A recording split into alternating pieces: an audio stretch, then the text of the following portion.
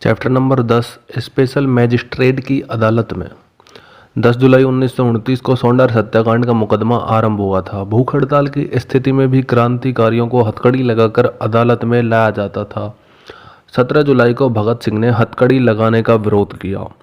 हथकड़ी लगाने का तरीका यह था कि एक हाथ पुलिस के सिपाही का होता, दूसरा हाथ क्रांतिकारी का। मजिस्ट्रेट ने भगत सिंह की बात पर कोई ध्यान नहीं दिया। वे स्ट्रेचर पर थे, सहसा इस तरह उठ खड़े हुए जैसे मानो उनमें नया जीवन आ गया हो।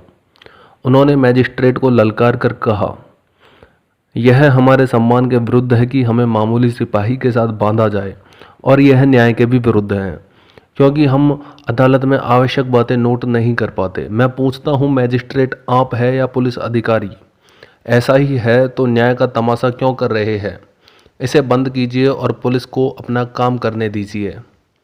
मैजिस्ट्रेट ने भगत सिंह की बात का कोई उत्तर नहीं दिया और जेल सुप्रिटेंडेंट के नाम आदेश दिया कि ये लोग अदालत में ठीक व्यवहार नहीं करते और इनके विरुद्ध अनुशासन की कार्यवाही की जाए। मुकदमा उसी दिन से स्थगित हो गया और भूख हड़ताल जारी रही। भूख हड़ताल का पहला मोर्चा जीता जा चुका था। उससे देश के इतिहास में पहली बार राजनीतिक कैदियों का व्यक्तित्व स्वीकारा गया। अब इन लोगों के पास आराम था, कुर्सियां थी, खाना खाने के लिए उचित प्रबंध था और भी सुविधाएं थी। सबसे बड़ी बात यह थी कि यह मान लिया गया था कि ये लोग देशभक्त हैं और इनका उद्देश्य एक नए समाज का निर्माण करने के लिए पुराने ढांचे को तोड़ना है। अब दूसरा मोर्चा आरंभ हुआ, जो यह था कि अदालत में मुकदमे की कार्यवाही देखने और सुनने के लिए अधिक से अधिक लोग आएं। अदालत में दर्शकों की भारी भीड़ जमा होने लगी। असेंबली बम कांड के बाद भगत सिंह की लोकप्रियता आकाश छूने लगी थी। लोग उनको देखने और सुनने के लिए उतावले हो उठे थे, इसलिए अदालत खचाखच भरने लगी। स्थान के अभाव के कारण कुछ लोग बाहर ही खड़े रहते। वे भगत सिंह को देख नहीं पाते, केवल उनकी आवाज़ सुन के ही अपने आप को सौभाग्यशाली मानते। अजीब मस्ती में झूमते हुए देश के दीवाने अदालत में आते, गर्व भरी मुद्रा में एक बार चारों ओर देखते, इसके बाद नारा लगाते, इनकलाब जिंदाबाद।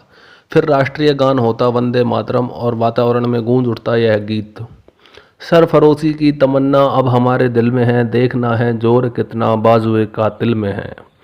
वक्त आने दे, बता देंगे तुझे ए आसमां, हम अभी से क्या बताएं, क्या हमारे दिल में है।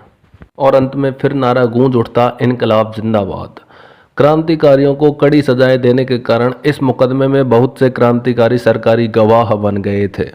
भगत सिंह ने इनके बयानों का उपयोग लोगों को क्रांतिकारियों की योजनाएं सिखाने के लिए किया।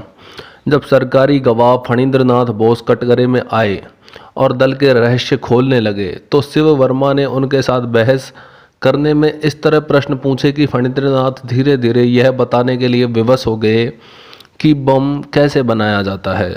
अदालत की कार्यवाही प्रतिदिन समाचार पत्रों में छपा करती थी। इस प्रकार नए क्रांतिकारियों को बम बनाने का तरीका मालूम हो गया।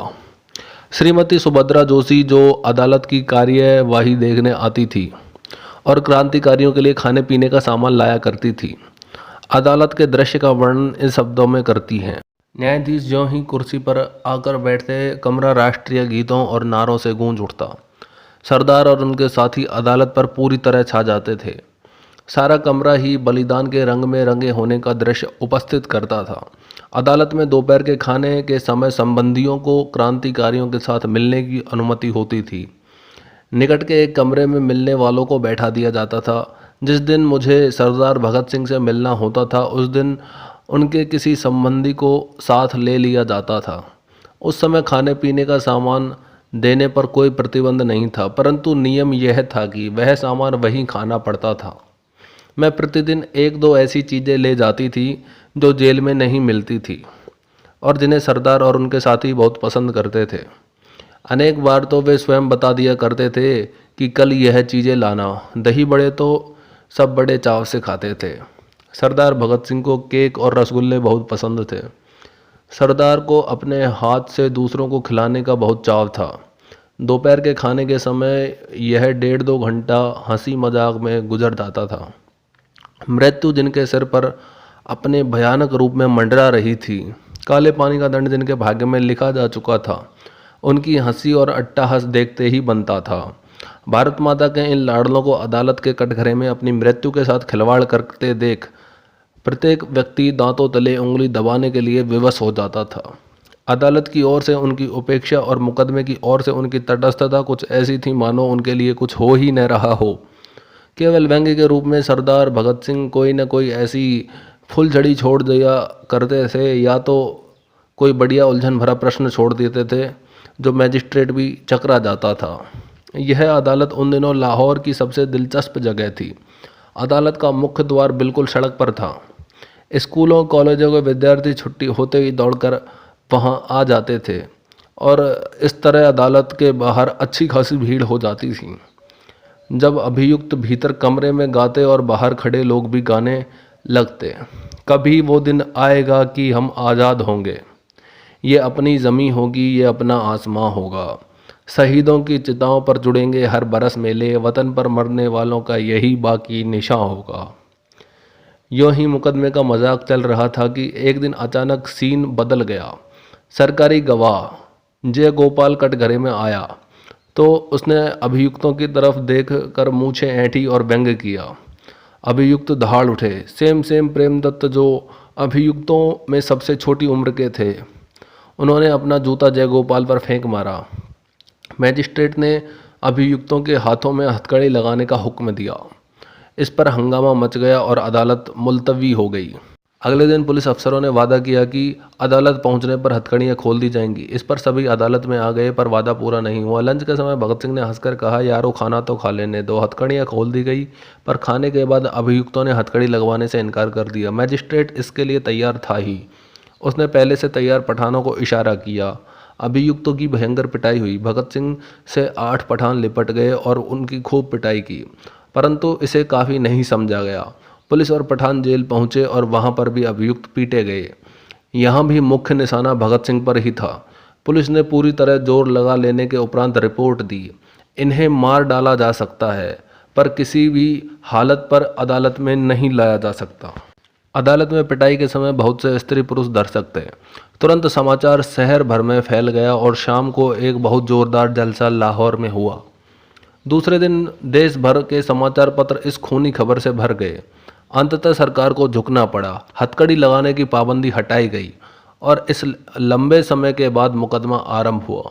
नेताजी सुभाष चंद्र बोस, पंडित मोतीलाल नेहरू तथा अन्य कई नेता मुकदमे के बीच भगत सिंह से और उनके साथियों से मिलने आते रहे। जेल सुधार कमेटी ने जेलों में व्यवहार के संबंध में जो सिफारिशें की थी, उन्हें लागू करने के लिए नवंबर 1929 का समय घोषित किया गया था, परंतु जनवरी 1930 तक कोई कार्यवाही नहीं की गई। 4 फरवरी 1930 को एक सप्ताह का नोटिस देने के बाद भगत सिंह ने फिर भूख हड़ताल कर दी। सरकार ने घबराकर एक पत्र प्रकाशित कर नया आश्वासन दिया और भगत सिंह ने भूख हड़ताल तोड़ दी। इसके बाद भी उन्हें कुछ शिकायतें थी, अतः उन्होंने फिर अदालत में जाना बंद कर दिया। इस पर सिविल मिलिट्री गजट नामक पत्र में एक वक्तव्य छापा कि अभियुक्तों ने अदालत का बहिष्कार कर दिया है। इसे गलत सिद्ध करने के लिए भगत सिंह ने अपनी और वी.के. दत्त की ओर से स्पेशल मैजिस्ट्रेट के नाम पत्र लिखा, जिसमें निम्नलिखित शिकायतों को दूर करने की मांग की गई थी। नंबर 1, हमारे साथी अभियुक्त हिंदुस्तान के विभिन्न दूर दूर के प्रांतों में रहने वाले हैं, इसलिए उनको अपने बंधुओं से भेंट करने की सुविधा मिलनी चाहिए। 2, मैं स्वयं पूरे समय के लिए वकील नहीं रख सकता, इसलिए मैं चाहता था कि मेरे आदमी अदालत में रहे, लेकिन बिना कोई कारण बताए उन्हें स्वीकृति न देकर लाला अमरदास एडवोकेट को जगह दे दी गई। इंसाफ के नाम पर खेले जाने वाले नाटक को हम हरगिज़ पसंद नहीं करते, क्योंकि इससे हमें अपनी सफाई पेश करने की कोई सुविधा नहीं मिलती। 3, एक और बड़ी शिकायत हमें अखबार न मिलने को है। हवालाती कैदियों से दंड प्राप्त कैदियों जैसा व्यवहार नहीं किया जा सकता। इनको रोज़ कम से कम एक अखबार ज़रूर मिलना चाहिए। इन्हीं कारणों की वजह से हमने 29 जनवरी 1930 को अदालत में न जाने की घोषणा की। इन शिकायतों के दूर होते ही हमें अदालत आने में कोई आपत्ति न होगी।